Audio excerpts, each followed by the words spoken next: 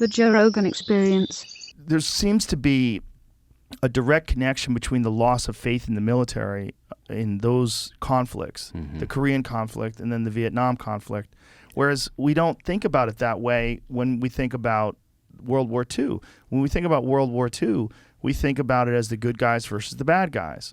Yeah. And, we won and we came back, and there's the famous kiss on, on V-Day, where, in the middle of the street. There's all these romantic notions attached to World War II that aren't attached to Korea and aren't attached to Vietnam. Yeah. Yeah, I mean, Eisenhower's speech, people pull out that military-industrial complex Yes. line, but people should listen to the whole speech. Listen to it and watch it, because it's fascinating. But something shifted, and I don't know exactly what it is. I can't put my finger on it, but it keeps coming back to accountability. But my question is, why do we lose that sense of accountability? Why did we lose the importance of accountability following World War II, particularly 1947 when we reorganized, really, our defense, the intelligence agencies and the military got reorganized in 1947. We changed the name of the War Department to the Department of Defense.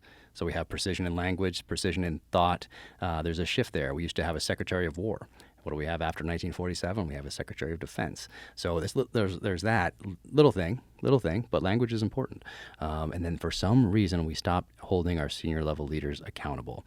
And I don't know why. You could point to this essentially a triad or of politicians, of think tanks, of the defense industry, and kind of how people float between all those things. Yeah. So it became big business. NATO became big business.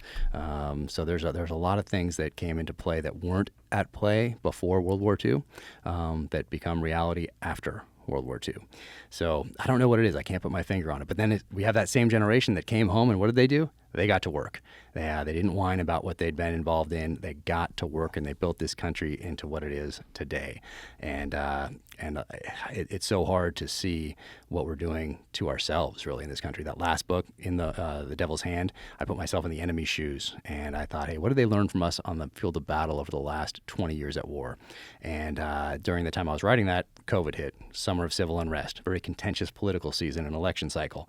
The enemy is learning from all those things. And the sad part of my takeaway from that research was that, hey, if I'm the enemy, I might just watch. We're doing a pretty good job of destroying ourselves from the inside right now. I might just wait and watch and see what happens.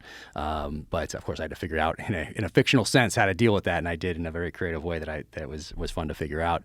But it's sad to think that we've lost this appreciation, I think, for what was sacrificed so that we could have these freedoms and options and opportunities that we do today. So from the inception of this country up until today, people have sacrificed everything, or they've risked everything so that we could have these freedoms. And now we have a segment of society that wants to undercut those freedoms because I don't think they appreciate what was sacrificed so we could have them. And that's sad. I took my daughter to Pearl Harbor for the 80th anniversary commemoration events this last December. And we volunteered with an organization called the Best Defense Foundation, Donnie Edwards Foundation, that takes people back to the World War II battlefields primarily so they can say goodbye. They can make peace with what they did there. And a lot of them, it's their last trips to these places. A lot of them, it's their second trip. The first one was actually going over the beach in Normandy or going to Iwo Jima and fighting. And now they're getting to go there in the last years of their lives and say goodbye. But we went to Pearl Harbor, and so my daughter is 16, and we volunteered. We took 64 veterans, age 96 to 104. Wow. And in wheelchairs, we're getting them on and off the buses, taking them to the events, getting the dinners, making sure they're taking their medications, all that stuff. And it was a turning point in her life because she got to sit down across the table from this generation that, she's heard me talk about and she's read about, but to hear them tell their stories, and a lot of them haven't even told their stories until just a few years ago. There's one guy, Jack Holder, who was on the airfield at Pearl Harbor. He watched the Japanese planes come over the mountains, drop down, strafe the runway. He jumps into this, what was then a sewage ditch, and he showed us the bullet holes in the runway, still there, in the hangar, still there. And so he jumps into this sewage ditch. He watches the planes take this left-hand turn, bank, and he jumps up, runs to the edge of Pearl Harbor right there on the water, and watches them and watches the first torpedoes get dropped in Pearl Harbor. And then he went back. He flew a PBY, which was a seaplane. And then he went on to fight in the Pacific, and he sunk a Japanese submarine and helped sink a Japanese aircraft carrier. And then he goes to the Mediterranean and sinks a German submarine. I mean, incredible. Wow. That's what this generation did for us. And so she got to see that. But so she appreciates, point being is that she appreciates what that generation gave us. And then by default, what previous generations have given us. So we're going to go to D-Day here this June, taking her out of school. We're going to go do that and go to Normandy and take the same group of veterans back to Normandy. And a lot of them, it'll be their last trip. But she'll get to help again, get them to the events, get them to dinners, get them on and off the buses, in and out of the wheelchairs, and experience that place with them. So I can't imagine what it must be like for them to go back to Normandy and to be on that beach. And I mean, I've seen the photographs, and I think probably one of the best theatrical representations of it is Saving Private Ryan, right? It's just horrific. Oh yeah, horrific. I mean, imagine that. They nailed that scene. Oh yeah. I mean, it's God. It puts things in relative terms. And for me, it was in buds on the beach in Hell Week, doing push-ups, getting yelled at, you're freezing, you're on the verge of hypothermia, people are quitting. And I thought, hey, you know what? I'm not coming off of a boat onto a beach in Normandy where I'm running through a hail of machine gun fire that's set up in an elevated position with no cover and concealment between me and that position. Right. I'm like, I can do a few more push-ups here on the beach. I can shiver here in the water a little longer here. Those guys sacrificed that so I could follow my dream, and I could be here on this beach in Coronado, California, testing myself in this crucible of buds. So I think about that generation in particular quite a bit, and what they gave us. Tactically, when they review storming the beach at Normandy, is there alternative methods of approaching that situation that people have proposed that would have been caused less casualties? Because it's such a crazy thing to just dump everybody off at the beach and run towards the gunfire. I mean, I will always wonder, like, why didn't they do something differently? Why didn't they shoot at them with planes and soften them up first? I mean, it seems. Yeah. Well, we had some of that. So we did drop people behind the lines. We had gliders going in. We bombarded the shore first. And gliders is because no sound.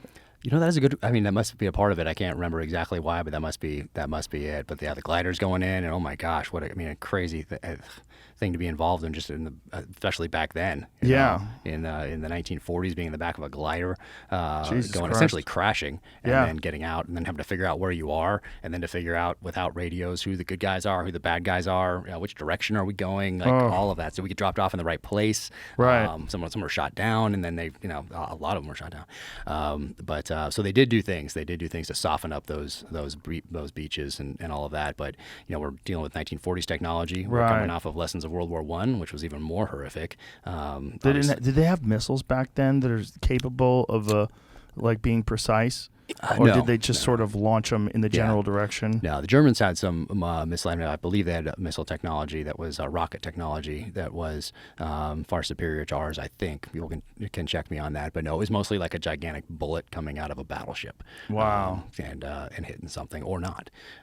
So, yeah, it's an amazing place to go for people who haven't been, to go to these memorials, especially to take kids to these memorials, and to go to Pearl Harbor and to go to Normandy and to go stand up on Pointe du Hoc and look down and see, hey, where the Rangers had to climb up ropes and ladders, and the Germans are firing right down on them from these positions, and they just kept climbing.